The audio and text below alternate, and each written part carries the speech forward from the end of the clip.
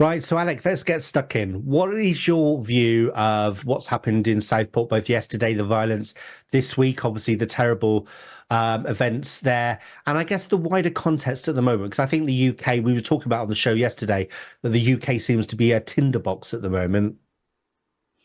Yeah, obviously what happened in Southport was an absolute tragedy, and our thoughts should be with the devastated families. Obviously, 3 children have been murdered and several others have been stabbed, which is just absolutely horrific. And as you say, it's a tinderbox. People are really mourning, they're outraged. But it really pains me to say this, but it's not surprising. And the thing that really saddens me is I dread that we're going to see these kinds of things happening more increasingly. In fact, just the past month has been chaotic in regards to multiculturalism. Obviously, riots in Leeds. We've had this stabbing yesterday, and various other, violence and crimes and whatnot. And then, obviously, as you mentioned, there was then rioting yesterday. Why did that happen? Well, there was a vigil. The community in Southport came together to pay their respects.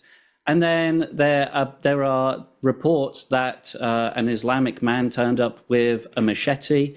We don't know what his intention was, but that's what kicked off people to then start rioting. And we saw people attacking a local mosque. And yeah, it's a tinderbox. We are not a society at ease. What would you say about the people who committed the violence yesterday? I think the majority of them will have been local people who are understandably angered that this horrific crime has happened in their community, which, let's be honest, is completely preventable.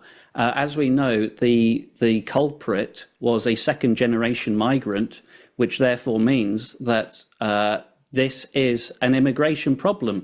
This crime that took place was a direct result of the immigration policy that we've had from both Labour and Conservative. So in that sense, it was preventable. And that's why people are so angry, because this didn't have to happen.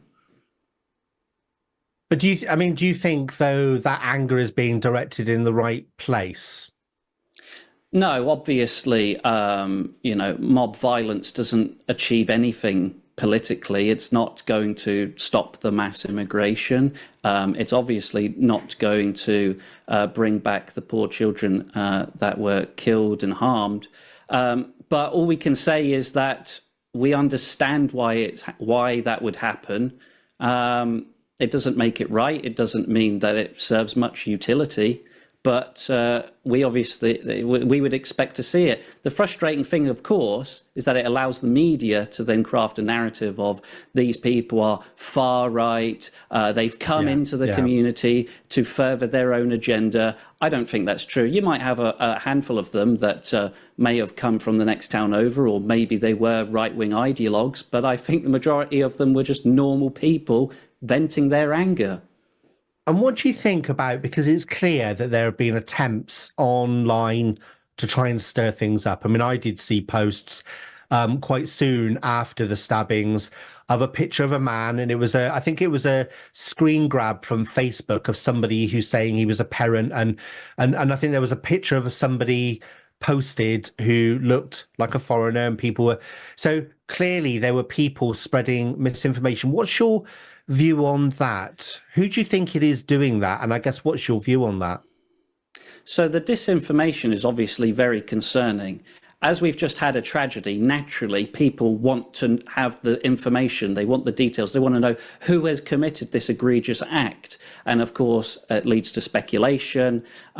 Some people obviously do have an agenda, whether it's a certain group that they would like to scapegoat, so they're quick to spread information. For example, there was a rumor going around that this man, it's a 17-year-old boy, as we now know, was Islamic and had an Arabic name. That's been now debunked by the police. But this is the frustrating thing with the police and the media, is that they have not been quick to release the information, which people rightly want. the first bit of information we got from the police, which was then obviously spread by the media, was, oh, this person was born in Cardiff, which of course is not untrue, but it's quite misleading because, as we now know, this is a second generation immigrant.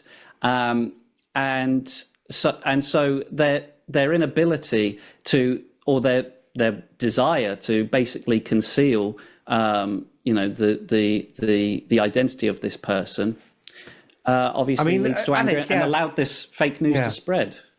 I mean, there is a point. I think there is something in what you're saying, because it's clear that the police and the politicians are trying to hide certain things about the soldier. They wanted to play that down and look, hush, hush, let's not tell the masses what really happened here. But I think I do have a problem, I guess, with second generation migrant, because where does this stop? Does it stop at third generation migrant? Does it stop at fourth? And, once even if we talk about second generation migrants, we're talking about millions and millions of people in the UK. I'm not sure that it's totally helpful. I think that argument is quite separate, actually, from people who might have come across in a boat illegally over the past few years, or somebody who's come from a community that's grown up under this mass immigration policy. I think, I can see that slightly different. Because we've only got about a minute left, but before we wrap up this segment, what are your thoughts on that, Alec? Well, I politely disagree. I think at the end of the day, what's happening is ethnic, and race does come into these things. Why are people so quick to want to know the identity? It's because they know that this was not a problem 25 years ago.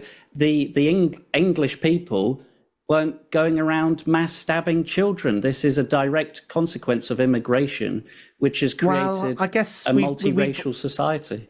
Yeah, I mean, I agree with you that, because, when you look at the statistics, there is a disproportionate representation of people that weren't born into the country in the prison population, in crime stats and things like that. Yeah, absolutely. But I think we've also got to acknowledge as well that, I think that we've also got to acknowledge as well that, white people do horrible things as well. And we've seen shootings in Dunblane and all that kind of stuff as well. So it is, I think, a nuanced kind of thing. But I'm absolutely with you. I'm against mass immigration for any country, because if you do it too quickly, with too many people, then basically you get this, because people don't assimilate as part of the country.